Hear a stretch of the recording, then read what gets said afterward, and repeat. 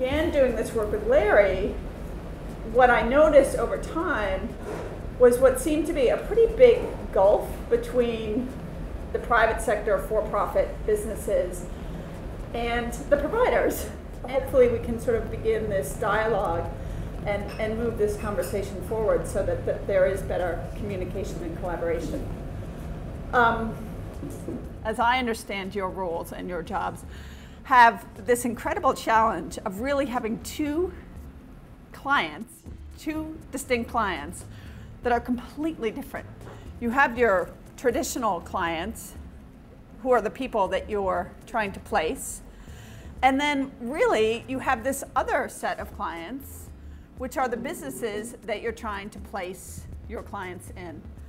And the skill set that you need to service both of those clients well is astonishing. I was actually talking to my mother about this last night because, correct me if I'm wrong, but it's one skill set to work with the population that you work with.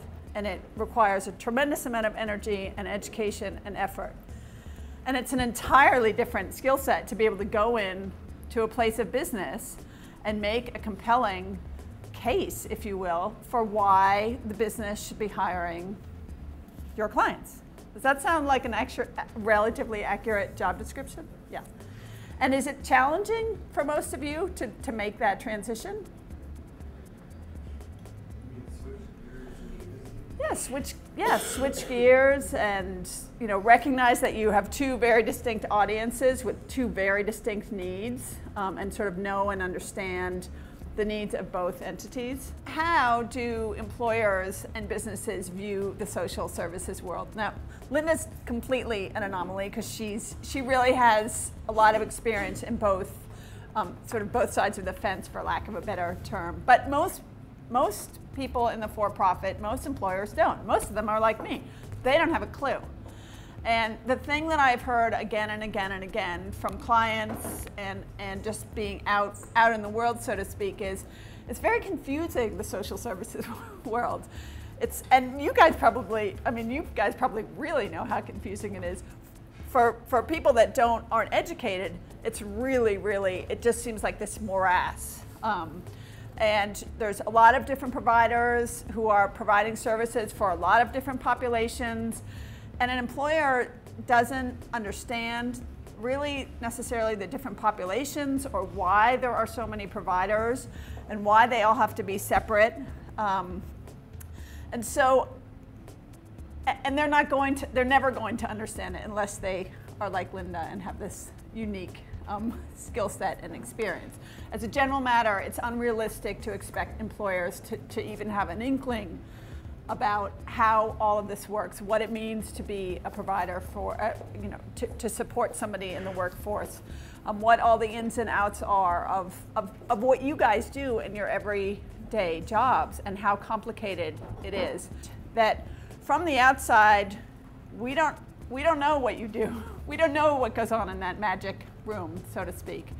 And I think what you communicate to employers probably should be as concise as possible and kind of almost on a need-to-know basis. And if you find employers that are really interested and really wanting to engage, that's great.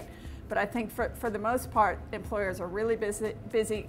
I talked a little bit about kind of what the day-to-day existence of an HR professional is, and a lot of it's about putting out fires. And so they are completely overwhelmed. And half the human resource professionals here in Maine, not only are they human resource professionals, they're also accountants and marketing people and sort of the stopgap, the glue that holds a lot of these smaller businesses together. So I think having an appreciation of their, and sort of a compassion for their lack of knowledge about what it is you do and accepting that for what it is probably going to be a helpful way to contextualize and think about how you might approach some of these businesses. Another thing I've noticed sort of from time to time, not always, but sometimes, is there, and I'll be very interested actually to get your feedback, is there sometimes seems to be a little bit of a them versus us attitude? In other words, we're